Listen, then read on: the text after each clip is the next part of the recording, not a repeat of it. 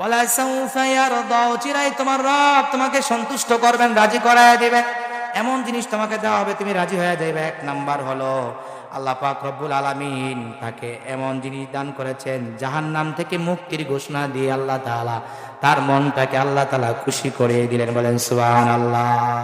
আল্লাহ তাআলা বলেন ওয়াসাইয়ুজান্নাবুহাল আতকা, আমি আল্লাহ পাক রব্বুল আলামিন তোমার এই দানের কারণে, ঈমানের কারণে আমি আল্লাহ পাক রব্বুল আলামিন তোমাকে জাহান্নামের আগুন থেকে দূরে রাখবো। সুবহানাল্লাহ।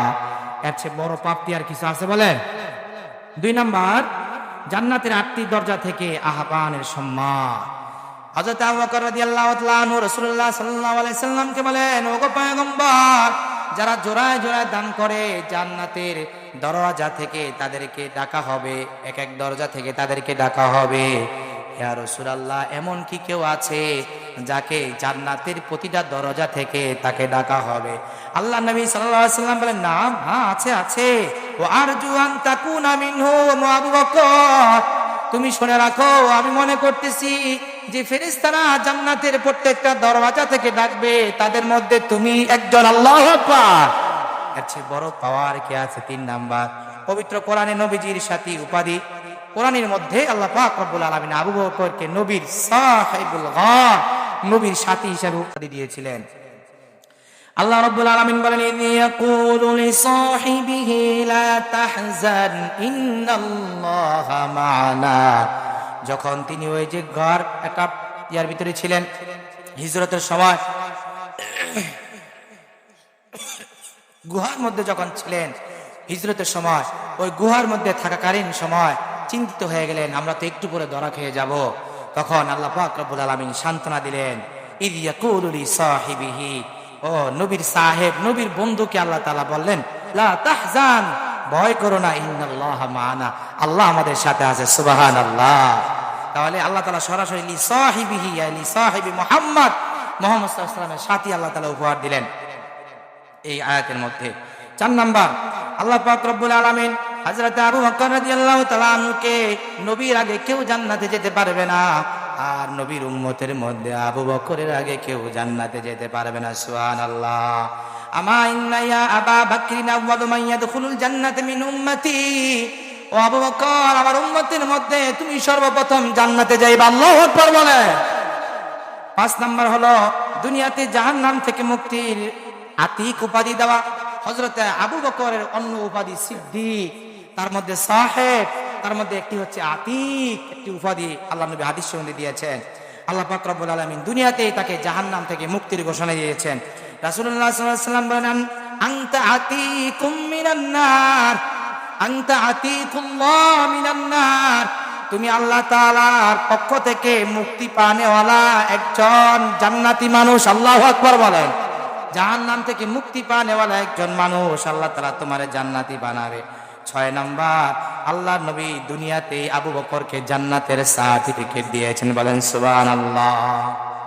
আল্লাহর নবী বলেন, আবু বকরিন ফিল জান্নাহ, যেই আশারায়ে মুবাশশারা 10 জন সাহাবীর নাম ঘোষণা করলেন, তাদের মধ্যে অন্যতম হচ্ছেন আবু বকর। তোমাকে আল্লাহ তাআলা দুনিয়াতে জান্নাতে সুসংবাদ দিয়েছে। সুবহানাল্লাহ। 7 নম্বরে আল্লাহ পাক রব্বুল আলামিন সিদ্দিকিনদের কাতারে আল্লাহ তাআলা এবং সত্যবাদীদের কাতারে আবু বকরকে দাঁড় করাবেন হাসরের ময়দানে। আল্লাহ তাআলা বলেন, ফাউলাইকা মা'আল্লাযীনা আন'আমাল্লাহু আলাইহিম মিনান নাবিয়্যিন ওয়াস-সিদ্দীকিন ওয়াশ-শুহাদা'i ওয়াস-সালিহিন ওয়া হাসুনা উলাইকা রাফীকা। আল্লাহ পাক রব্বুল আলামিন হযরত আবু বকরকে সিদ্দিক এবং আবু বকরকে সত্যবাদী হিসাবে আল্লাহ তাআলা হাসরের ময়দানে সত্যবাদীদের কাতারে দাঁড় করাবেন। সুবহানাল্লাহ। 8 নাম্বার, দুনিয়াতে অপ্রতিশোধযোগ্য ত্যাগের পরকালীন মহাপ্রতিদান, অর্থাৎ পরকালে আল্লাহ পাক রব্বুল আলামিন হযরতে আবু বকর রাদিয়াল্লাহু তাআলা কে মহাপ্রতিদান দান করবেন, যেটা আর আল্লাহ তাআলা কাউকে দান করবেন না। ইউকাফিউল্লাহু বিহা ইয়াউমাল কিয়ামা, হাসরের ময়দানে সব মানুষের সামনে দাঁড় করা আবু বকরকে ডাইকা বলবেন, তোমার আমলের পরিপূর্ণ প্রতিদান আমি আল্লাহ তাআলা তোমারে দিলাম। সুবহানাল্লাহ। এর চেয়ে বড় পাওয়ার কি আছে? আল্লাহ যদি কেউ ডাইকা বলে তোরে মাফ করে দিছি, এর চেয়ে বড় পাওয়ার কিছু আছে? বলে কিছু নাই। আল্লাহ তাআলা আমাদেরকে যেন পরকালে আল্লাহ তাআলার দয়া আমাদেরকে মাফ করে দেন। বলেন আমিন। 9 নাম্বার, আল্লাহর পক্ষ থেকে বিশেষ আর্থিক প্রশান্তি, সাকিনা লাভ। অর্থাৎ আল্লাহ পাক রব্বুল আলামিন হযরত আবু বকরের উপরে বিভিন্ন কষ্টে ধৈর্য যখন তিনি হারিয়ে ফেলবেন, এমন এমন সময় আল্লাহ তাআলা তাকে সাকিনা দিয়া তার উপরে শান্তি বর্ষণ করেছেন। আল্লাহ তাআলা তার ব্যাপারে বলেন, ফাআনজালাল্লাহু সাকিনাতাহু আলাইহি। আবু বকরের শানে আল্লাহ বলেন, তার বিপদের সময় আমি আল্লাহ পাক রব্বুল আলামিন তার উপরে শান্তি বর্ষণ করি।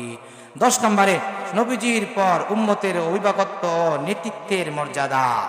এতগুলো সাহাবায়ে কেরাম থাকতে নবীর পরে সবচেয়ে খেলাফতের যোগ্য কে ছিলেন বলেন? হযরতে আবু বকর। আল্লাহ তাআলার ওই ঘোষণাওয়ালা, সাউফা ইয়ারদা, আমি আপনার এমন জিনিস দিব তুমি খুশি হয়ে যাইবা। আল্লাহ নবী বলেন, ইল্লাম তাজিদিনি ফাআতি আবু বকরিন, তোমরা যদি আমারে না পাও আবু বকরের কাছে চলে যাইবা। আল্লাহু আকবার বলে। নবী খলিফা বানায় যান নাই, কিন্তু ইঙ্গিত দিয়ে গেছেন আমার পরে তোমরা কারে মানবা। অর্থাৎ আমার যদি তোমরা না পাও তাহলে তোমরা কোথায় চলে যাবে বলো? আমার আবু বকরের কাছে চলে যাইবা। আমার আবু বকরের কাছে গেলেই তোমরা আমার সকল বিধিবিধান যা আল্লাহ আমাকে দিয়েছে তার মাধ্যমে তোমাদের ভিতরে তা বাস্তবায়ন হবে। আল্লাহু আকবার বলে। কত বড় মর্যাদা আর সম্মানের জায়গা দিয়েছেন হযরত আবু বকর রাদিয়াল্লাহু তাআলা। শুধু কয়টা গুণ? 3টা গুণ। কয়টা গুণ বলেন? আজকের এই সূরার তাফসীর থেকে আমরা 3টা সবক নিব। 1 নাম্বার, আমরা দান করব আল্লাহর রাস্তায়। আমরা দান করব। অত্তাক, আল্লাহকে ভয় করব। অসদ্দাক বিল হোসনা, সত্য ভালো জিনিসটাকে আমরা সত্যায়ন করব, ভালো বলে স্বীকার করব। নিজের পছন্দের লোক না, নিজের পছন্দের এলাকা না, এই জন্য ভালো জিনিসটাকে আমি উপেক্ষা করে চলবো, এটা যেন না হয়। সদা সর্বদা আমরা নিঃস্বার্থে ভালোকে ভালো বলবো। রাজি আছি ইনশাআল্লাহ?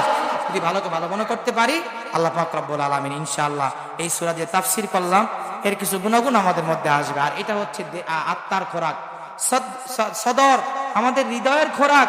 হৃদয়ের খোরাক হলো 3টা। আমরা আল্লাহ তাআলাকে ভয় করব, দান করব, ভালোকে ভালো ভাববো, তো আল্লাহ তাআলা আমার এই হৃদয়টাকে পবিত্র বানায় জান্নাতের উপযোগী বানায় দিবেন। সুবহানাল্লাহ।